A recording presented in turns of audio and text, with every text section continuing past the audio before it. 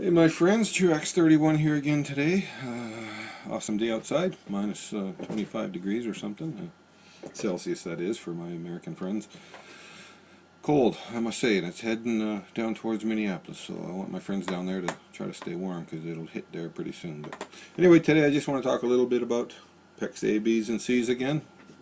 You know, I like talking about tubing, so, and this is it with regards to fixing a damaged pipe. Now, here's an example of a piece of pipe that's had tremendous damage done to it, more than just a kink, but you wouldn't obviously see that in the field, but I've made this little thing up for this demonstration. I'm going to just show you how you can fix that without actually cutting out a piece of pipe and adding something new in. So, simple heat gun, and I'm going to try to do this on screen so you can see it's happening in real time, and we'll see how we can fix this. You know, you do have the option of cutting a section of pipe out like that and replacing it, but you may have to, I guess, in some cases if it's damaged too much. But I mean, this is PEX A tubing, and it's pretty strong stuff. You can run over it with a car, you can bend it every which direction.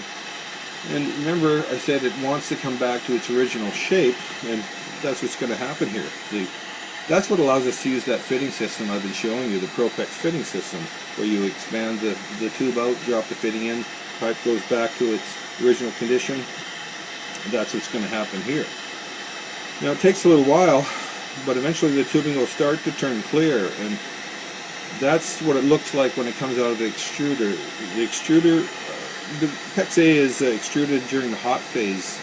You have tremendous heat, pressure, and as it comes out of the machine, that's the point at which the cross-linking takes place. And it's very uniform in its method, and it's all around 85% cross-link.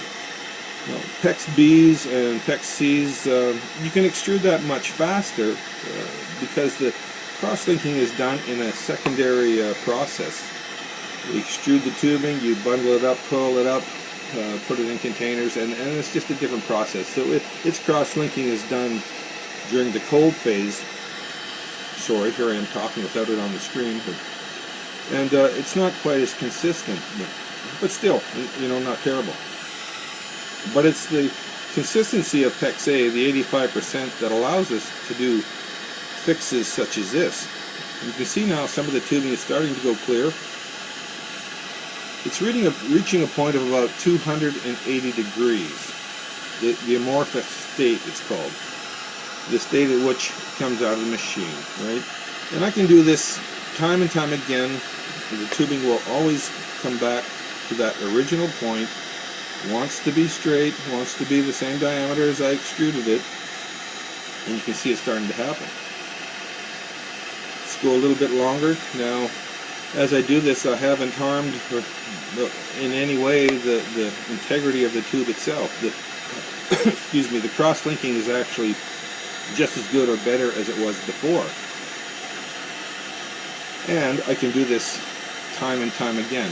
It's only at which point you have a actual physical cut in the tube that you have to add a coupling or add a piece of pipe or something of that nature. I mean, as long as the tubing isn't physically damaged somehow, you can repair it. So just a little bit longer. Almost there.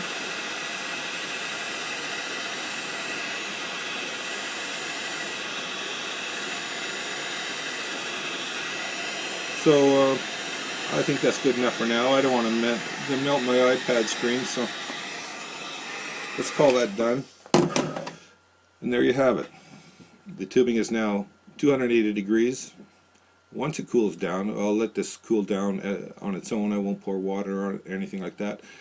It will be back to its original shape, excuse me, original strength, and we can go on with our installation and without worry. It's not going to necessarily kink in that same spot ever again, but it will be just as good as it was the day it was done. So that's it for my PEX A demo. See it now turning back to opaque. It will be completely white when it's done and undamaged. So have a great day. See ya.